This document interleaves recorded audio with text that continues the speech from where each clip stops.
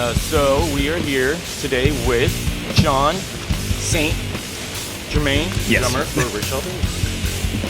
Glad I got that last name right. I normally fuck these things up. Cool. It's all good. But Germain, it was like... Yep. St Germain. Famous name. Maybe he's English. French Canadian. Oh, close enough. European. Yeah. Rickshaw Billie's Patrol. Rickshaw Burger Patrol. Burger Patrol. Mouthful of It is. words It's that a you lot of guys words. Use. Yeah. Yep. I like. How do you guys do it? RBBP. Yep. Yeah. Yep. We do RBBP. In public, we are the Burger Boys. Right. I've heard that one too. It's all great for me being overweight. They're like, "Oh, it's the Burger Boys." It's like, the yeah, Burger Boys he are is. here. Look at him. Yeah. We want a hamburger. Hey, fuck you! I'm about to go on. I'll take that after the show. Yeah. Thank you, Dick. Ugh. So, wanted to talk about drum stuff today. All right. Anyone listening that's not a drummer, this is going to be a very boring episode because if you're not a drummer, one thing that drummers love to do is talk about drums. We love it.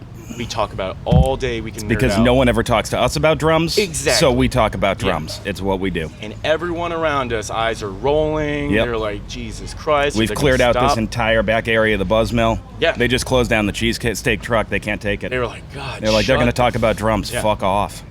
No one cares. Besides for us. But That's we why care. we're here. And it's your damn podcast. My goddamn podcast. I'll talk about as much drums as I want, even when there's not a drummer on here, all right? Always about drums. We are the band, goddammit. So, first off, we just wanted to, get you here. Yep. And I always say, I didn't want to talk to you about anything. I just wanted to talk. Nothing specific, really. I wanted to always just sit down with the musicians and just have a genuine conversation. Totally, yeah. We were just saying earlier how, it's motherfucking impossible to go see your friends' bands when you're in a band, or even, have time to, just go hang out with your friend that you haven't seen in a while because you're so busy with your endeavors, if you will. So stuff like this is always great because we can just sit down and talk and go over a few things. Some things maybe I was mostly interested in. Totally. One of the things I do this for is, maybe I learn a bit something from you. Yeah. Yeah, something that I have I don't know, and I want to know someone else's well, no, that's point of view. That's a huge thing. Whenever you sit down and talk with musicians, it's one, it's just nice to talk with other musicians, and two, everyone picks up stuff from anyone, and that's why it's so great. When we do get time to go see other people play, you learn something. I mean, we ran into each other at the Amplified Heat show the other night. Right. I love watching Chris play. He's insane. Every time I learn something, but I also do from watching Gian play the bass. Yeah, he's so good too. I want that bass player. I want to poke a ball, catch him, dude. He's such a monster fucking player. And the ear that the three of them have, Jim too. The ear that they all have. Said it's not fair they're brothers. All right, you had your whole life to build it. Yeah. Yeah. No, that is a thing that exists, but I mean, it doesn't detract. His drum playing is. So it was so old school, the old school way of playing, just a lot of fills. He even uses that traditional style, and it's just this old 1970s, fucking just killing the fucking tom fills kind of thing, watching him makes me, I don't know about you, feel a little bit less. I'm like, damn, I should work on my hand techniques. Yeah, no, I mean, it's patterns.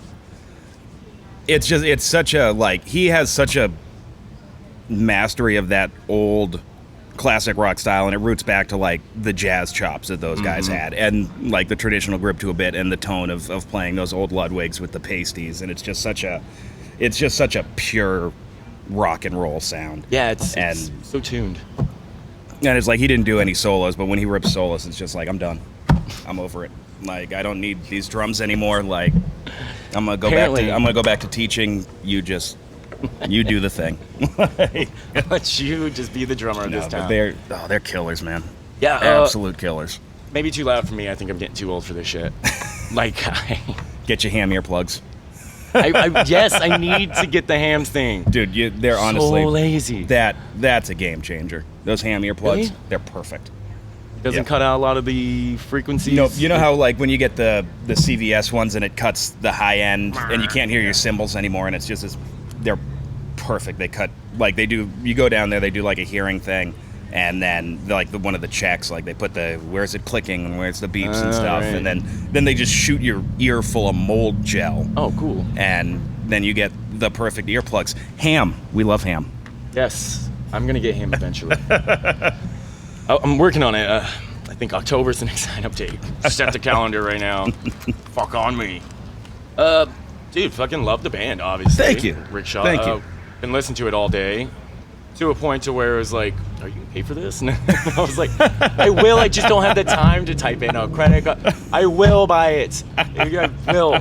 But I just listen to it right now. I just want to listen to it. Yeah, absolutely love it. Thank you, man. I think I just wanted to start from the beginning with you because I saw on your page that you studied music in college. Yes. Yeah. Yep. So I went to school in New Hampshire. I'm from Boston, and I went to school in New Hampshire, and I started as a music education major, and that was a lot of fun.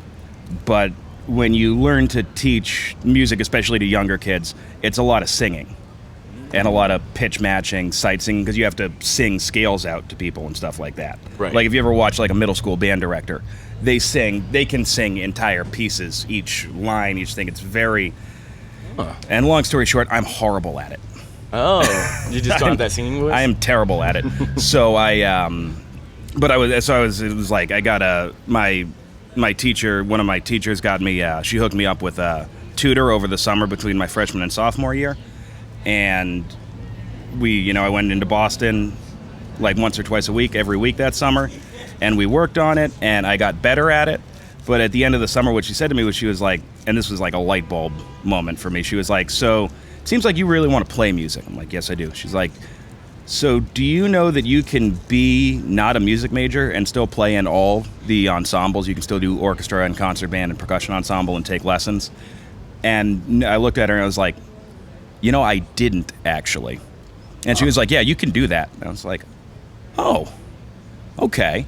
So when I went back in the fall, I switched out of the music major into the English and secondary ed major, but I still was signed up in percussion ensemble and theory classes and doing my lessons and concert band and orchestra and all that stuff. And it was a blast. Like, because it's another thing with us as musicians, you kind of get, I think you get in this thing where like, when you spend all your time playing music, you can forget that you need to have something outside of music to do to kind of keep you sane from it.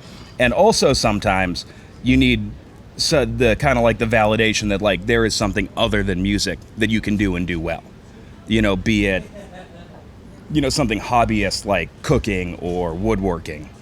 Just something outside of it that you can sit down and be good at and get as lost in as you get lost in music, but just on like a lesser level. Right. It's just like, this is where I go when, my stuff's worked on or I need a break from my stuff, and I can just come and do this and, be equally as validated, Right. And so for me, that was learning to teach 14-year-olds English, which is shit. Weird. Yeah. But really is. First glance, I would have been like, that guy looks like? Fucking teacher. That's a teacher if I've ever seen one. But no, those were good days, man. That's where I met I made a lot of friends, a lot of competition. So we pushed each other. Fun. A little too much sometimes. Talked a little bit too much shit about each other sometimes, but me and everyone in that percussion department from those couple of years, we're really close now. Now that we're out of school and all doing different things, and it's really nice. It's nice to see your friends that you do get in competition with, and then after you remove yourself from a couple of years and you're like, you know what? They're doing their thing. I'm doing my thing. He's happy. Yeah. I'm happy. I think we're killing the game right now. At the end of the day, you can't be that person. Yeah, exactly. We can't be fucking losing his name, the drummer from Amplify. We can't be that guy. We have to be ourselves. Yeah, no, and if we were that guy, who the fuck cares? There's already that guy. We don't need another one of those. That's the biggest. I need you to be yourself. That's the biggest thing with any instrument. If you get hired for something, you're not getting hired to be, Chris Ortiz or fucking Brandon Temple or Brandon Lane. Like, you're getting hired to be you. Right. So you need to work out what you is. Yeah. And maybe you think and then you see someone do you way better and you're like, maybe that's not quite me. Maybe I've got something else on this side, sort of thing. Like, but that's the lifelong pursuit of the thing. That's the thing that never goes away. You'll always be learning. We'll be 75. If we're still doing this, we're still learning more shit each day. Exactly. That's for sure. Especially being drummers. I don't know. Guitar players give up. Drummers, we never do. Never happy. We're when not a gig allowed goes to. bad. Too many people need drummers. That's true. And we have to keep the too much time, work. right? Yeah. Can't slow down. Playing that a little bit slow. Yeah. Am I, or do I set the tempo? So, are you playing too fast? That's the drummer. That's amazing. You studied music. Yep. Studied drums. Yep. You had a teacher. Yep. You had competition people around you. Yep. You learned the fundamentals of being essentially what a drummer is. So it's mainly like a lot of jazz, really, because that's kind of where drums live traditionally, right? I mean, in the study of it to break it down. Yeah, I mean, if you're tracing, if you want to trace the history of like the modern drum set, it starts, I think, and I'm not an expert on it, but I would say it's reasonable to say that it starts with jazz. Yeah, because you can follow like, brass bands with snare drums, but they're swinging. And then, the big band phase, and then that turns into the bop phase. And then you get, your early, psych bands and classic rock bands. They're all jazz drummers. Mitch Mitchell, Bill Ward, Bonzo. Bonzo's just playing jazz licks on just gigantic drums. And he's just playing drums harder than anyone had ever done before. Yeah. And that's a whole other thing. Like watching, when you see the old recordings from back then, like watching footage of how other drummers, I'm a huge Sean Bonham guy, but watching other drummers play and just how they play, not necessarily what they're playing, but how they're playing the drums, and then seeing Bonzo play like those BBC sessions in like 68, 69, it's like all the little hippie kids are sitting in a semicircle and Bonzo's just fucking plowing through the drum set. And it's just really high up. Yeah. And he's sitting super, you can barely see him in the front shots. He sits so low behind that thing, but it's just power. It's just nothing but power. You know what I heard? It was, like you said, traditionally learning from jazz drumming, but I think he took that step, was like, I can't just be this type of drummer. Yeah. I can't play what I learned. I have to take what I learned and use it and be myself with it. Right. So I know one thing a lot of people always say, I don't know if this is always correct, but it kind of feels that way, that he followed the guitar player when it came to the songs. So he was following the guitar when you're traditionally supposed to follow the bass, and he's jumping on those guitars, so those beats are always kind of like weird threes, I've right? heard that said before, and it's a really interesting thing because I've heard that said and I've heard it explained, and it makes the explanation definitely makes sense. But a lot of the ones that I've heard is you hear like they'll say that and then they'll talk about the Immigrant Song, ba-dum ba-ba-ba-ba, ba-boom ba-ba-ba-ba, and the foot's doing that and everything's doing that, but the bass is also doing that. Right, so that's it's like, following line as well. But John Paul Jones is the best member of Led Zeppelin, period. Probably the only reason why that band is an amazing band. Like, they're all monster musicians, but there's just the class that is John Paul Jones. Like, and so it's weird, like, because I do definitely agree that, like, Bonzo connected with the guitar a lot. And I find that makes the most sense when you look at Zeppelin playing live and they go into these big open solo sections that aren't on the records. Right. Like the solo might be on the record, but when you listen to anything off like How the West Was Won or the live BBC sessions, there's these parts where Jimmy Page will start dumping something, and then Bonzo and John Paul Jones are just right there with him. Like they're picking accents and pushing the whole thing, and it's similar. The Allman Brothers used to do the same thing, like where Dwayne would start laying licks and Butch or Jamo would just get in on them, and it's like nothing's off limits. Like if there's a line there, anyone can play it. Mm-hmm. I've heard I forget who any of the players in the Marshall Tucker band, but their live records, it's a lot of that same stuff where it's just paying attention. It's just being in the spot, and always it's not like, oh, we're playing this song, I know where this part's going and this part's coming. It's like, no, this is a living, breathing thing. Find yourself in it. Exactly. I'm aware deep within it. I can absolutely, I really believe like that's why we are musicians. That's the point, is doing those solos, those tangents, something that wasn't practiced but could be just pulled off because you know these people so well, and it's just like no holds bar. No, what's the structure? Fuck structure. We're talking about playing like with each other, and it gets so crazy because it's like you said, those DVDs. It's one time thing they did it, and it was just like you go back time and time again to watch how they did that song that way at that point in time, and you're like fucking love it, you know. Man, there's always something like those. I'll take that. I forget. I don't think it has a name, but it's the Zeppelin DVD. It's like the 4-disc set. Oh right, yeah. Everyone has on their shelf. Where it's, I mean, it's one of those things now where it's like, because shows are so big now, and like just stadium wise, shows are so big, and there's so much stuff happening on the stage. People are playing bigger rigs and all this and that. Like, the power that you must have felt is like, because on that DVD is 69 at the Royal Albert Hall, and it's just they walk out on stage and they're right into We're Gonna Groove, and it's just like we're gonna hit you in the face and we're not stopping for the next hour and a half. Like you're not getting a break. Like we're just going, and you're gonna have to fucking sit there and deal with it. Like them, Deep Purple, when Deep Purple used to come out and open with Highway Star, right? It's just like get out of here. Or anything Sabbath did back then, like just epic. It's just it's so. Because not only is it powerful, but back then it was new. You know, you're hearing things, Hendrix, same way. You're hearing stuff that no one's ever played before. Right. Like, no one sounded like that before. Like 5 or 6 bands that had that sound, and that's it, you know? And so it's hard to get that same feel now just because there is so much more music and so much music that's come out influenced by that. But, like, that's one of the things you got to do, especially if you're playing hard music, is you got to walk on stage, be like, you know what?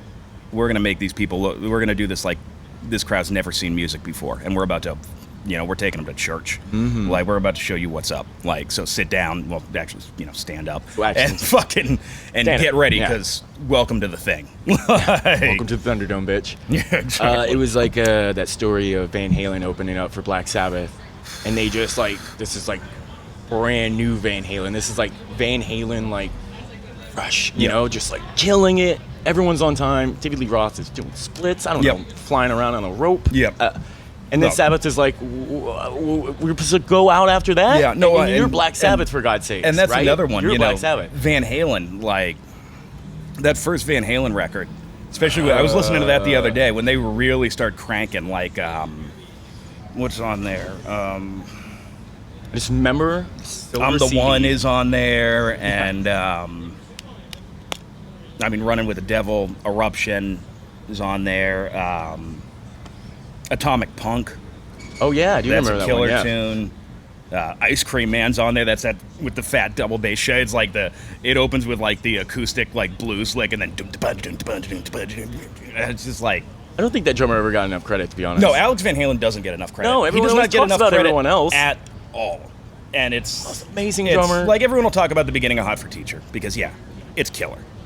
We get it. Is that a motorcycle? But like, everything he does is so perfect. Even like, I go with Van Halen up to the first Sammy Hagar record, 5150. Wow. Got past 3.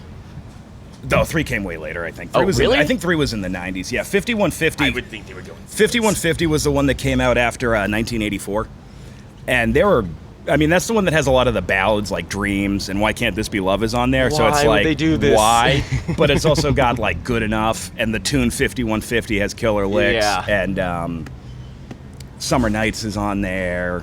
It's a really, really good record. It's weird too, because that's when they started using like kind of an electronic drum thing, similar to like what ZZ Top gets into on like, I think it's Eliminator, where it's like kind of those electronic toms. But then Alex Van Halen's kit back then, it was like 4 bass drums, a set of, and they were all acrylic, and then like a set of digipads, and then a set like 15 octobons, and just like cymbals everywhere, because they had all the money in the world. They were fucking Van Halen. Yeah, like they could do 4 whatever they wanted. Drums, like, you have 2 legs. Yeah, there's a live DVD of that. It's actually worth checking out. It's I think it's called Live Without a Net, and it's Mark Anthony's playing the bass that's shaped like a bottle of Jack Daniels.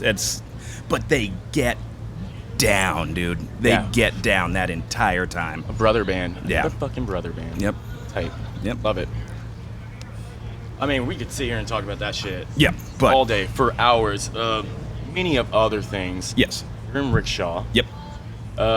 Any other bands that you're in, or is it just your? Yeah. So I play percussion like auxiliary percussion in a band called Bourgeois Mystics, and it's a weird thing, man. It's a thing. It's good. It's like a funk, hip hop, Zappa-esque Afrobeat thing. It's its own thing for sure, and it's a big band. It's a 10-piece band. If we have everyone, it's drums, bass, guitar, horns, keys. The drummer raps.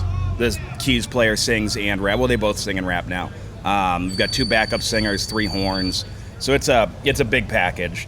And I do that. It's basically whenever I'm free to help them out, I love playing with them. But if I can't make it, it's not the end of the world kind of thing. Right. So that's good. And then I do side work. I play country music with a dude named David Touchton sometimes. I was playing with him a lot 2016, 2017, good amount of last year, and then he got busier and I was getting busier, and it was very mutual. Like, he still calls me for sub work, but just like I was booking these gigs where I'd like play a country gig and have to fly down and do Burger Patrol stuff, and it was too much for me, it was too much for him. It just wasn't working, so we left on a very that's another thing. Oh yeah, we were getting money. But it's, that was fun. And now if people need help with stuff and I have the time, I'll do it. But we're at the point now with Rickshaw where, like, we're doing a lot of business stuff. We got recording stuff coming up, but we're also doing business stuff. Like, I'm working on getting better about being an active part of the business side of things. So like booking tours and general communication stuff and stuff like that, and networking. So it's just, it's a little too much for me to be taking on other gigs when it's like, if I have to lose time for rehearsals when I should be sitting with my laptop doing stuff or being in meetings and stuff. So, and I'm, a year ago I wouldn't have been happy with that, but where I'm at now, it's just like, I'm almost 30. It's about time to just go all in on something instead of just being the drummer who plays in 7 different bands. Like, because that's awesome and that's cool, but like when you're playing in 7 bands, you're focusing on 0 bands. In a sense. True. And in term musically, you could be focusing on all of them, but like in actually trying to put them up. Like, it's, the more bands you're in, the harder it is to do that. And, we've got, the Burger Patrol, like, we're all very, very into what we're doing. So for me, it just made the most sense to back out everything else and just be like, you know what, I'm going all in on this. Like, no, that makes sense. You guys play a gig once a week. We do play a lot. We're trying to play a bit less, which is hard because people ask you to do gigs and you want to say yes. Yeah. But you got to write songs. You got to have time to write new songs.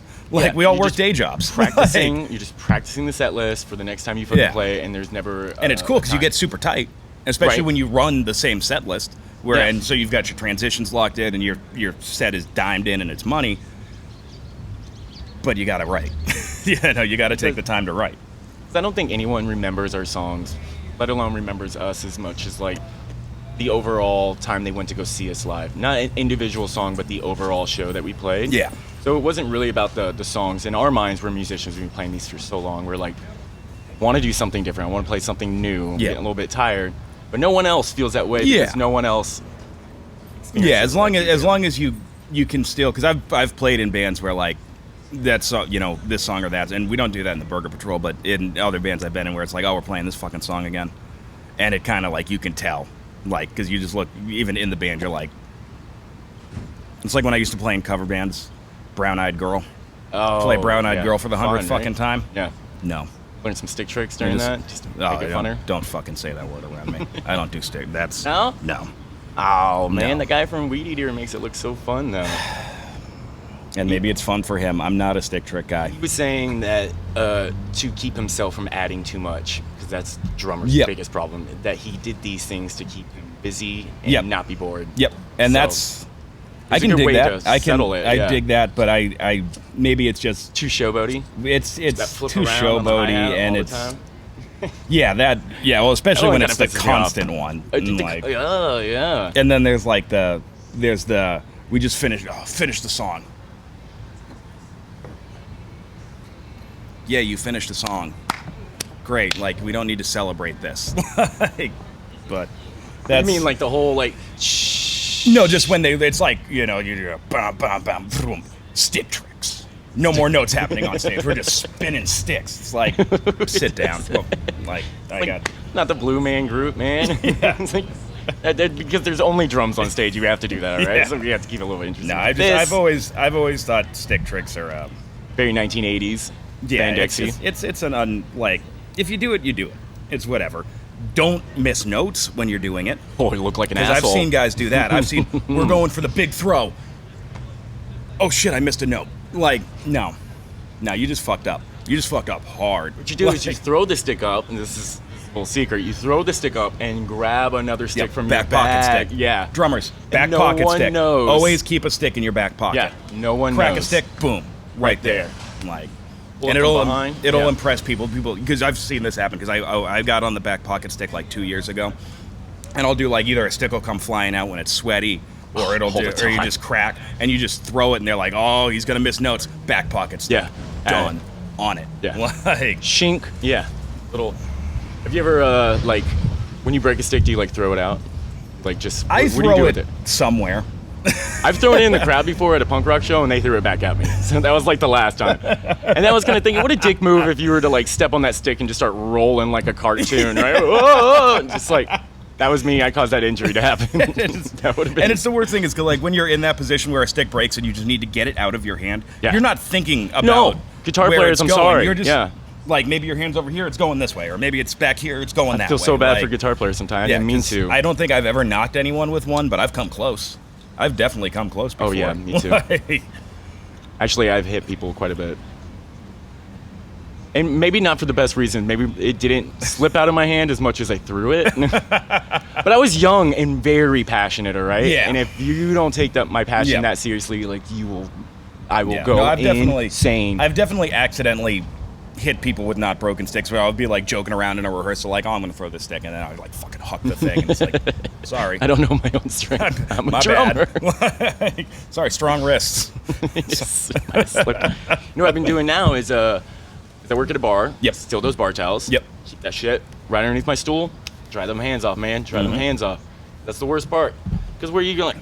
Trying your shorts? Yep. That's No, wet. because your shorts are wet. Everything's wet. Everything's Yeah. wet. No, I tried. Take a sip of water. I remember they were saying they make you know how they make those like just sanded down sticks. It's like I play ProMark, so ProMark calls them the naturals. I don't know what. I don't remember what. Unfinished. Yeah, it's just that Right. like wood grainy thing, and I bought that. I was like, oh, this might work. No. No, Or they do now they do these like dipped ones that have like it's a grip tape. the Zildjian ones. It just feels stupid. They just leave marks on cymbals. Yeah. That's what that Yeah. does. Yeah. And Now you're dirtying up my drum set. Those Zildjian Thanks. sticks, best cymbals in the game, if you ask me. But I Zildjian, man. cannot do those sticks. They break very easy. Yeah. Why? They are the worst sticks. You go to Music Lab, guess what they have? Still. Zildjian sticks. Zildjian sticks. Yep. They're out of ProMark Yep. and the Vader. Am I saying that right? Which Vader? one? Vader. I've heard it say Vader. No, I've heard it it's say Vader. Vader. My favorite sticks. But, you know, Yep. ProMarks are a little bit more I played Vader's heavy. for a very long time. That what is it? The Fusion, the Vader Fusion with the ball tip. Yeah. That stick is, oh god, it's so good. But I switched to ProMark. I was doing Vader for a while, for a long time, and then I switched to using Vic Firth because when they came out with the barrel tips, they do like the barrel tip 5As and the barrel tip 5Bs, and I like those a lot. And then I stopped liking them for some reason. And then I was like, well, ProMark, had recently redone their whole thing and gotten bought out by Diodario and this, that, the other. So I was like, you know what? We'll give them another try. And those 5Bs, I like them because they've got they're fatter Yeah. up at the top. So it's not, so like the regular ProMark 5B, it's not the best for like, the tip isn't the best for if you're, to me, it's not the best if you're like trying to play swing or like any kind of lighter stuff on like the tip of your ride and stuff. Yeah. But for playing heavy, the weight on that, and I hold the stick right down at the end, so it's like it's That weighted momentum. very good for that. And it does this weird thing where I've never really cracked. You know how you get that slice at the taper sometimes? Yeah. I've never really gotten that with a ProMark stick. The middles where you rim shot, they get eaten up faster, Yeah. but they hold up. It's weird. It's like so you can break it down before it'll actually like sever the stick in half, or you'll get like a crack where it's not usable. You can get that stick down low in the Yeah, center. whittle it, if you will. It's really Yeah, that's it's how you know weird. that stick was made. I buy a pair of sticks, brand new, $15, whatever. First song, I break one of those sticks. Yep. Buy another pair of sticks. They last me 3 months. Yep. It was like just one little thing was messed up on that stick to where it's like, Yep. or I was just kind of lazy and hit the cymbal wrong that Yep. day, and there you go. That has happened to me so many times, and so that's why I don't. This is how it's a superstition, I'm sure, but like what I've started doing is just if I'm gonna buy new sticks, I'm gonna do it when I still have like 4 usable sticks in my stick bag, and then that way I can like I can just sit on the practice pad with the new ones and just again, it's a superstition. This is probably complete bullshit, but like if I feel like if I can get the grease from my hands in it a little bit before I put it on the kit, then it'll have its regular life. And that's just, I don't know. I would not swear by that. That's not science. That's just Hasn't been proven. That's just $12 for a pair of sticks is a lot of fucking money to break them a real stick fucking your first fast? day out. Yeah. Like that's. I've been whittling. So I rub the sticks to get the grooves off of it, right? Because that's what splits it, is the little niche. If there's a niche, yeah. So I will sit back there when the guitar players are doing guitar players. Yeah, stuff. just making the drummer wait what they normally do. So I'll just sit back there whittling, and they're like, "You okay back there?" And I'm just like freaking out or like moving the drum set like 1 inch over here. No, that doesn't feel right. Cymbal's too high. Nope, it's too low. Take out the tape measure. God damn. Do you feel just as awkward as me sometimes behind a drum set where it's like everything's wrong? Yeah, that definitely gets all of us. I think that's in our heads. It's 100%. It's like a little anxiety thing or something. It's like, just, or it's like it's like nervous energy. You're just like, I'm ready to go. Yeah. I just moved what? Back and forth 4 times. CDing over here. This drum's a little out of tune, but not too. If I just will this tension rod really hard, I'm gonna focus on that. I'm gonna look at it, pressing it, licking at it. Yep, doesn't taste right. We're gonna have to retune this whole drum set. And that's one of the reasons I'm very glad that with the Burger Patrol, the boys get their shit set up very quickly. There's not a lot of that downtime, because I've definitely done that where it's like I'm set up. Yeah, and they're in there chatting about their girlfriends. Excuse me. Yeah. Why are you have 1 amp? We had a drum set, for God's sakes. Yeah. Took a long time to load in, let alone set up. All right. I should not be the first one done. Yeah. That's what the thing is. That being said, we always show up early. Yep. If not super late, our timing could be varied. We just pick and choose. On that note, we're going to take a quick break. All right. But we will be right back.